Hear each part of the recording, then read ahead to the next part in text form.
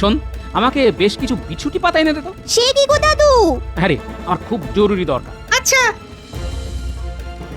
গিন্নি, তোমার কাছে কলা পাতা আছে তো? হ্যাঁ আছে। কুটিরা বিছুটি নিয়ে এলে আমার গায়ে একটু ঘষে দিও তো। মূলত কিসব অলুকুনে কথা, হ্যাঁ বলি পাগল হলে? তোমাকে যা বলছি সেটাই করো। কমানো হয়েছে, আমি আর কি করতে পারি? আমরা আসলে বলতে এসেছি যে যে তাই আপনি যদি নববর্ষ উপলক্ষে প্রজাদের কিছু অর্থ সাহায্য করেন তবে বড়ই উপকার হয়।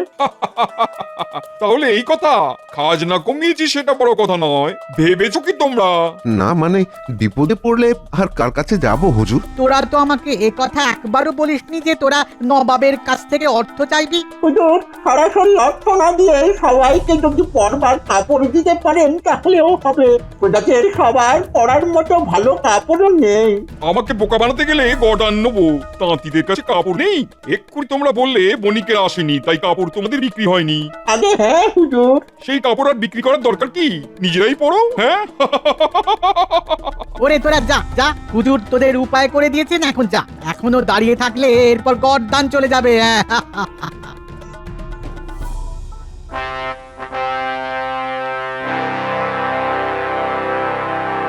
সবার উদ্দেশ্যে সবার শুরুতেই জানিয়ে রাখি, আজ মহারাজ একটি বিশেষ ঘোষণা করবেন, কিন্তু সেই ঘোষণা হবে আমাদের আজকের সবার শেষে। মাফ করবেন মহারাজ, তবু বলি, সবার শুরুতে সেই ঘোষণাটি করলে ভালো হতো না? না, কারণ সবুরে মেওয়া ফলে গোপাল, আর সবকিছু শুরুতেই বলতে নেই। মহারাজ, আপনার কথা শুনবার জন্য গোপাল মুখিয়ে থাকে। আসলে ও সবার আগে শুনতে চায় আর তারপর উল্টো পাল্টা বলতে থাকে। মন্ত্রী, তুমি এখন কাজের কথা বলো তো। আগে মহারাজ, আসলে বলছিলাম এবার রাজকোষাগারের অবস্থা খুব খারাপ নয়, প্রজারাও ঠিক মতো খাজনা দিতে পেরেছে। জ্যোতিষী, তুমি দেখো নববর্ষের শুরুতে শুভ যোগ আছে কিনা। বিলক্ষণ মহারাজ, নতুন বছর আমাদের কৃষ্ণনগরের জন্য বড়ই শুভ সময়। বাহ বাহ বাহ বাহ, আমাদের প্রতি বছরের মতোই এ বছরেও বড় করে পুজো হবে। রাজ্যের সমস্ত প্রজারা পেট ভরে খাবে আমাদের রাজবাড়ির অঙ্গনে। সাধু সাধু। এটাই কি তাহলে মহারাজের ঘোষণা? তোমার দেখছি আর তর্স হইছে না গোপাল, তোমার কিসে এত তাড়া? হ্যাঁ, গোপালের মনে হয় প্রকৃতির ডাক এসেছে। আগে না পণ্ডিত, প্রতিদিনই তো গিন্নির মুখ দেখছো, তাতেও তোমার বাড়ি যাবার এত তাড়া কিসের? কিছু মনে করো না পণ্ডিত, প্রতিদিন রাজসভায় তো আমি তোমার মুখও দেখি। মহারাজ, আপনি এবার ঘোষণাটা করেই ফেলুন, নাহলে গোপালের এই টিপ্পণিকাটা চলতেই থাকবে। বেশ তো লাগছে। যাই হোক, বড় করে উৎসব করতে গেলে কিন্তু তার আয়োজনও বড় করেই করতে হয়, আর এই আয়োজনে আমি কিন্তু কোনো রকম ত্রুটি চাই না। না মহারাজ, ত্রুটির কোনো প্রশ্নই নেই, আমরা সকলে মিলে কাজ করব। এই তো গোপালও অনেক কাজ করতে পারে, তাই না গোপাল? মহারাজ যা বলবেন আমি সব করতেই প্রস্তুত। জানি গোপাল, জানি। এবার যেটা ঘোষণা করব তাতে সবাই খুশি হবে, এটা আমি আশা করি। এই বছর নববর্ষ উপলক্ষে গতবার যা ভাতা দেওয়া হয়েছিল তার 3 গুণ ভাতা প্রত্যেক সভাসদের জন্য বরাদ্দ হয়েছে। এ তো অভাবনীয় মহারাজ। জয় মহারাজের জয়। জয় জয় মহারাজের জয়। মুক্ত হস্তে দরাজ প্রাণে রাজা জিতলেন হৃদয়। বুঝলে গিন্নি, দারুণ খবর, এই নববর্ষে অনেক বেশি ভাতা পাচ্ছি গতবারের চেয়ে। তোমার জন্য নতুন শাড়ি, ন্যাপলা, পুঁটি, গুলটেদের জন্য নতুন জামা কাপড় দেওয়ার পরেও অনেকটা থাকবে। হ্যাঁ বুঝলাম। কি ব্যাপার বলো তো দেখি, তোমার মুখ এমন গোমরা কেন? যদিও আমার মুখ দেখলে তুমি সব সময় মুখ গোমরাই করে থাকো, তবে কিনা ওই নতুন শাড়ির কথা শুনলে একটু আলগা হাসি দেখা যায়। এখন তো তাও দিচ্ছি না, হয়েছেটা কি শুনি? আমার কি আর শান্তিতে জিরোবার জো আছে?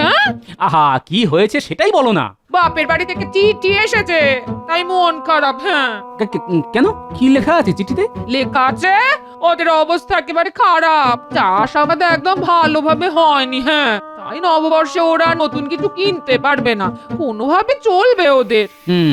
শোনো গিন্নি, তোমার গতবারে যা কাপড় আছে তুমি সেটা নিয়ে এখন চলতে পারবে। আমারও নতুন কিছু এই মুহূর্তে লাগবে না। আমাদের ওদের কিছু সাহায্য করা উচিত। আর আমি যা ভাতা পেয়েছি তাতে আমি নিশ্চিতভাবেই তোমার বাপের বাড়িতে সাহায্য করতে পারবো। তাহলে নববর্ষেই চলো না? নববর্ষেই যেতে হবে। আবার কি চিন্তা করছো? ভাবছি মহারাজকে ছুটির জন্য অনুরোধ করতে হবে, বুঝলে? সে তো হবে। মহারাজ কি ছুটি দেবেন? কেন দেবে না? দিতেই হবে, না হলে আমি গিয়ে ধর্নায় বসবো। হ্যাঁ, হ্যাঁ, আমার মন বলছিল নবাব বাহাদুরের কাছে গিয়ে কোনো উপায় হবে না। ঠিক বলেছিস চরণ, ওই উজির যত নষ্টের গোড়া। এখন আমাদের মন বলছে কৃষ্ণনগরে গেলে মহারাজ কৃষ্ণচন্দ্র আমাদের কিছু উপকার করতে পারেন। শুনেছি বড়ই ধুমধাম করে ওখানে পুজো হয়। মহারাজ কি আর আমাদের একেবারে বঞ্চিত করবেন? ঠিক বলেছিস, কৃষ্ণনগর গেলে মনে হয় একেবারে খালি হাতে ফিরে আসতে হবে না। মহারাজ বড়ই দয়ালু। তাই চল সবাই। হ্যাঁ হ্যাঁ হ্যাঁ, তাই যাওয়া যাক।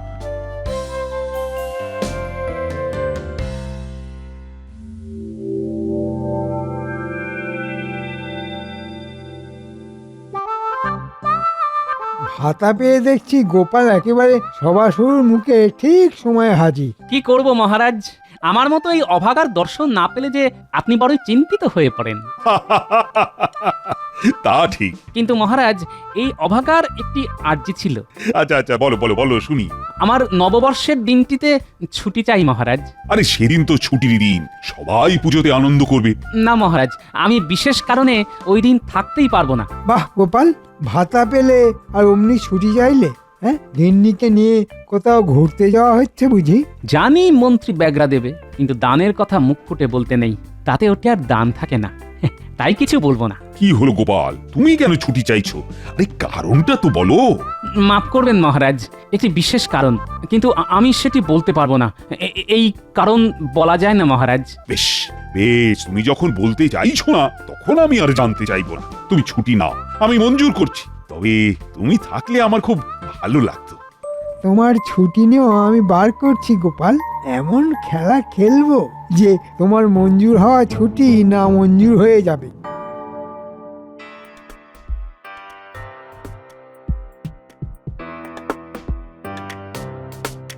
বটার ঘটা, তোদের আজ এক্ষুনি মুর্শিদাবাদে রওনা দিতে হবে। কি হয়েছে মন্ত্রী মশাই? ওরে, তোরা যাবি নবাবের কাছে। এই সুযোগ খুব বড় সুযোগ। বলছেন কি আমরা নবাবের কাছে যাব? হ্যাঁ, তোরা আমাদের মহারাজের হয়ে নবাবকে আমন্ত্রণ জানাবি নববর্ষে। এ তো বড়ই খুশির খবর। তোদের জন্য খুশির খবর হচ্ছে এখানে তোরা হলি রাজদূত, খুব সম্মান পাবি ওখানে। ভাবতেই পারছি না। এই নে, এটা তোদের জন্য। শিগগির বেরিয়ে পড়, কাল ভোরে পৌঁছে যাবি। আমন্ত্রণ জানিয়ে রাতে ফিরে আসবি। দুপুরে ওখানে আরাম করে বিশ্রাম করতে পারবি, ভালো খাওয়া দাওয়াও পাবি। যে একজন মন্ত্রী মশাই। দেখিস আবার লোভ করে কিছু চুরি করে বসিস না। ধরা পড়লে আমাদের সম্মান বলে আর কিছু থাকবে না, আর তোদের মাথা নবাব কেটে উড়িয়ে দেবে। আপনি নিশ্চিন্ত থাকুন মন্ত্রী মশাই। নবাব আমন্ত্রণ গ্রহণ করুক, মহারাজকে সুখবরটা দেব। গোপালের জন্য অবশ্য বড়ই দুঃখের কারণ হবে, ওর ছুটি নামঞ্জুর হয়ে যাবে।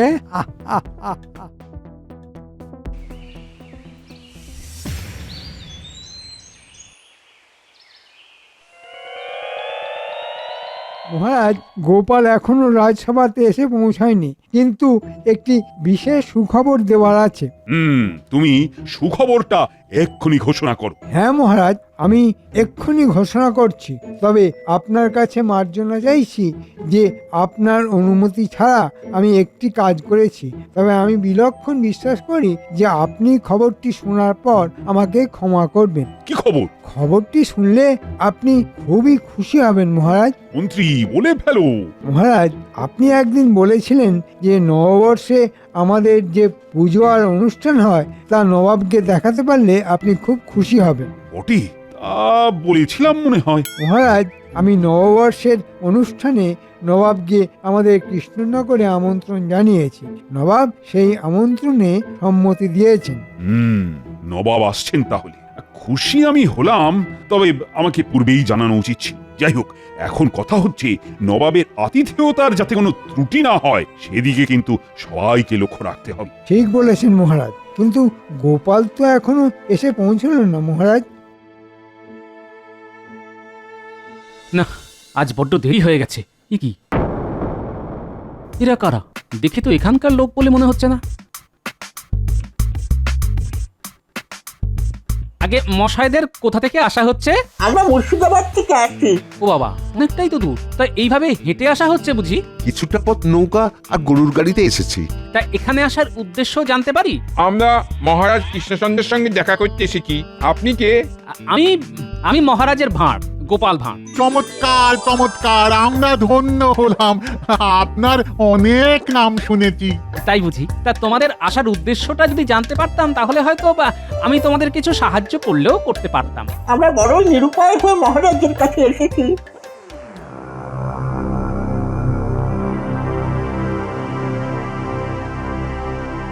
মহারাজ, মনে হচ্ছে গোপাল আজ আর আসবেন না। শরীর খারাপ হলো নাকি? সেরকম তো হওয়ার কথা নয় মহারাজ, তবে ইদানিং ও রাজসভার কাজে ফাঁকি দিচ্ছে মনে হচ্ছে। গোপালের কাজটাই তো ফাঁকির, সে তো শুধু কথার চালে মুজিয়ে রাখে।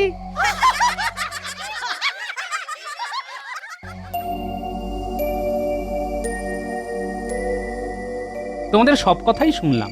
তোমাদের জন্য আমি নিজে থেকে মহারাজকে বলবো। তবে শুনছো? বলি তোমার বন্ধু কবি এসেছেন। হ্যাঁ, কে? সভাকবি? দেখি তো। তুমি তো এভাবে কামাই করো না, তাই ভাবলাম তোমার একটা খোঁজ নি। এদিকে ওই নববর্ষে নবাব এখানে আসছেন। বলো কি, নবাব আসছেন? হ্যাঁ গোপাল, তোমাকে তোমাকে মহারাজের এখন খুবই দরকার। তুমি কিন্তু কাল অবশ্যই রাজসভায় যেও। হ্যাঁ, কাল নিশ্চয়ই যাব। আজ একটু অম্বল হয়ে গিয়েছিল। ভাতটা পেয়ে কি গাওয়া ঘিয়ের লুচি খেতে শুরু করলে নাকি? হ্যাঁ। চলি হে, কাল দেখা হচ্ছে। শোনো তোমরা, আজ রাতে আমার এখানে বিশ্রাম নাও, তারপর কাল ভোরে তোমরা মুর্শিদাবাদের পথে যাত্রা করো। মহারাজের সাথে এখন তোমাদের দেখা করবার দরকার নেই, বুঝলে, কারণ নবাব এখানেই আসছেন। সে কি? তবে তোমরা চিন্তা করো না, তোমাদের সবকিছু অবস্থা আমি জেনে গেছি। আমি তোমাদের জন্য যা করবার করব। তবে তোমাদের সাথে মহারাজের দেখা হলে সেটা নবাবের কানে পৌঁছে যাবে। তা তো ঠিকই। সেটা কিন্তু তোমাদের জন্য খুব ভালো হবে না, বুঝলে। তাহলে আপনার ওপরেই সবকিছু ছেড়ে দিলাম। আপনি যখন আশ্বাস দিচ্ছেন। নিশ্চিন্তে থাকো।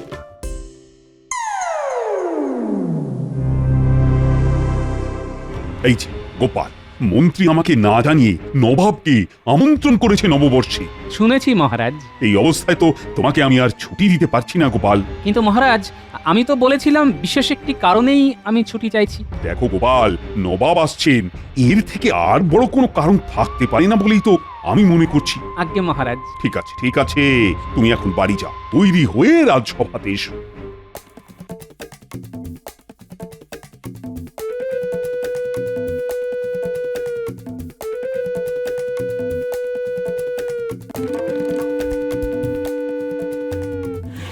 এই শোন, আমাকে বেশ কিছু বিছুটি পাতা এনে দে তো। সে কি গো দাদু?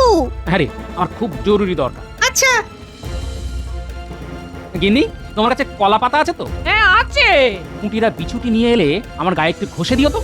মূলত কিসব অলুকুনে কথা, হ্যাঁ? বলি পাগল হলে? হ্যাঁ, তোমাকে যা বলছি সেটাই করো।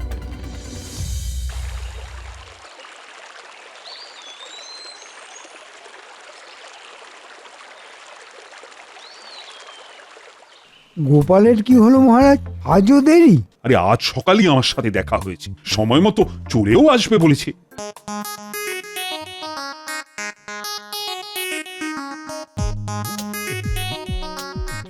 কি গোপাল, তোমার গায়ে কলা পাতা জড়ানো কেন? মহারাজ, বেশি ভাতা পেয়ে গোপালের মাথাটা মনে হয় খারাপ হয়ে গেছে। কি হয়েছে গোপাল? মহারাজ, আজ সকালে আপনার সাথে দেখা করবার পর বাড়ির দিকে যখন ফিরছি, হঠাৎ সারা গা জুড়ে অসম্ভব জ্বলুনি আর চুলকানি শুরু হলো মহারাজ। কি সর্বনাশ!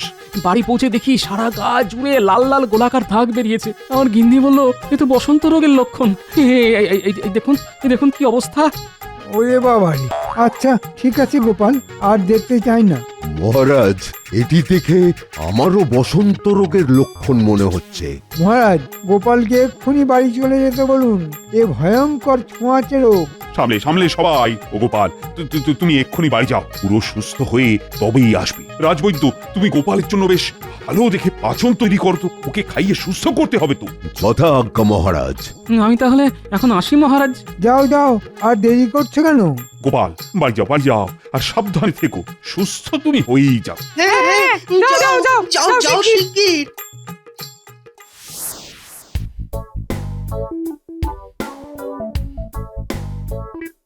গিন্নি, ও গিন্নি। কি হলো এই তুমি এরকম শখ করে বিচুতি মাকে কেন সংসেতে রাজসভাতে গেলে কেন? না হলে আর পালানোর কোনো উপায় ছিল না গিন্নি। শোনো, তুমি সব গুছিয়ে নাও, আজ রাতেই গরুর গাড়ি নিয়ে আমরা বেরিয়ে পড়বো। কাপড় নিয়ে আগে যাব তোমার বাপের বাড়ি, তারপর মুর্শিদাবাদ। দাদু, দাদু, তুমি এত কাপড় গরুর গাড়িতে তুলেছো, আমাদের কাপড় কোথায়? নতুন জামা? হ্যাঁ হ্যাঁ, সবার জন্য আছে। তোদের বাদ দিয়ে আমি কাউকে কিছু দিতে পারি বল? এই যে, এই নে। হুররে! এই না হলে নববর্ষ। হ্যাঁ রাজবৈদ্য, আপনি এরকম মুখ গম্ভীর করে একা হেঁটে আসছেন দেখি আশ্চর্য হচ্ছি। তার থেকেও আমি আরো বেশি আশ্চর্য হচ্ছি গোপাল বাড়ি নেই দেখে। গোপাল বাড়ি নেই? না, শুধু গোপাল নয়, কেউ বাড়ি নেই। আমি ওকে আমার পাঁচন খাওয়াতে গেছিলাম।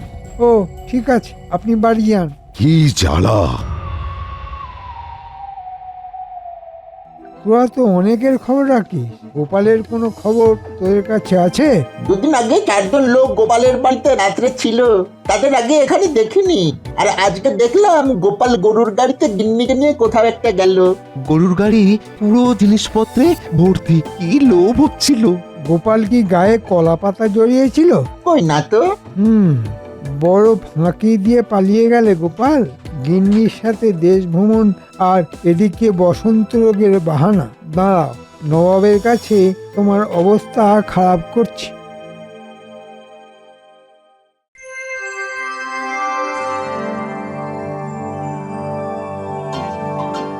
আজকের দিনে নবাব আমাদের সঙ্গে আছে আর আমরা খুবই ভাগ্যবান। তোমরা সবাই এক এক করে শাড়ি দিয়ে এগিয়ে এসো, আর নবাব তোমাদের হাতে নতুন কাপড় তুলে দেবেন।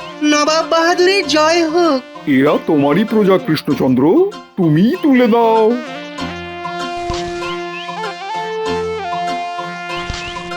সবাই ভালো করে পেট ভরে খাবে, আমি চাই না কেউ ক্ষুধার্ত থাকুক। কি ব্যাপার মন্ত্রী, তোমাদের গোপালকে দেখছি না?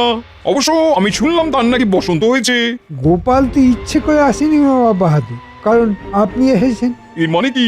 আপনাকে অপমান করা। সে লোকজনকে রটিয়ে বেরিয়েছে তার নাকি বসন্ত হয়েছে, কিন্তু তার কিছুই হয়নি। সে তার গিন্নিকে নিয়ে ঘুরতে চলে গেছে। কৃষ্ণচন্দ্র!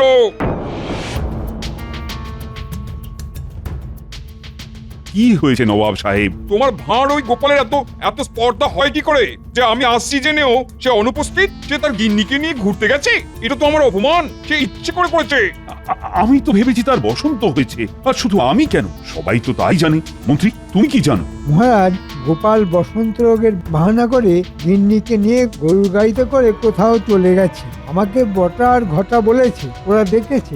এমনকি রাজবৈদ্য পাঁচন দিতে গিয়ে গোপালকে না দেখে চলে এসেছে। তা এসব আমাকে বলনি কেন? নববর্ষে সকালে এসব অপ্রিয় কথা বলি কি করে? আমি কোনো কথা শুনতে চাই না। আমি তোমাদের দুজনকেই বন্দি করলাম। আমার সঙ্গেই তোমাদের মুর্শিদাবাদে যেতে হবে। একমাত্র গোপাল আমার কাছে গিয়ে ক্ষমা চাইলেই তবেই তোমাদের ছাড়বো, নইলে নয়। আমি আর কি করতে পারি নবাব সাহেব? এটাই যদি কপালে থাকে তবে তাই হবে।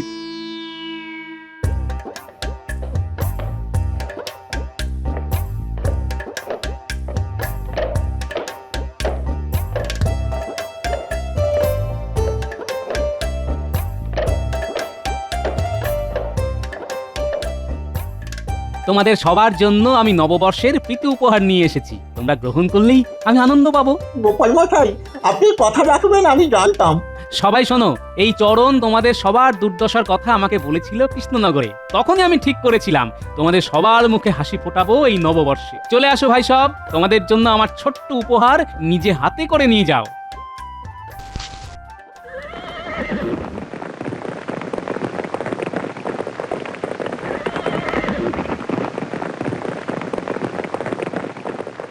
হে ভগবান, এটাই কপালে ছিল। আমাকে জিজ্ঞাসা না করে তুমি নবাবকে আমন্ত্রণ জানিয়েছো, এখন তার ফল তো ভোগ করতেই হবে মন্ত্রী। কিন্তু গোপালকে তো মুর্শিদাবাদ আসতেই হবে। আপনি তো আর কাউকে বাকি রাখলেন না, সবাইয়ের জন্যই আপনি এনেছেন। হাসি সকলের মুখেই ফুটে উঠুক, এটাই আমি চাই। সবাই দেখলে যে কাজ আজ নবাবের করার কথা, সেই কাজ আজ গোপাল করেছে। তুমি আজ খুব উপকার করলে বাবা, তোমার অক্ষয় জীবন কামনা করি। আমরা সবাই আজ নববর্ষ বরণের সাথে সাথে গোপালকেও বরণ করে নিতে চাই। জয় গোপালের জয়।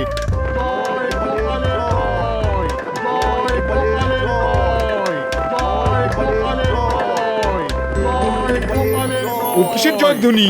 গোপাল, সবাই গোপালের নামে? হ্যাঁ, গোপালের নামেই তো জয়ধ্বনি শুনতে পাচ্ছি। এসব কি হচ্ছে হ্যাঁ? আমি তো কিছুই বুঝতে পারছি না।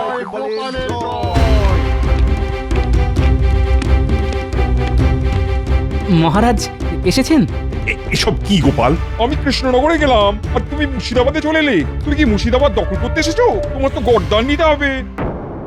তার আগে যে আমাদের সবার গদ্দান নিতে হবে হুজুর। আমরা আপনার কাছ থেকে তো নতুন বছরে কিছুই পাইনি, খালি হাতে চলে আসতে হয়েছিল।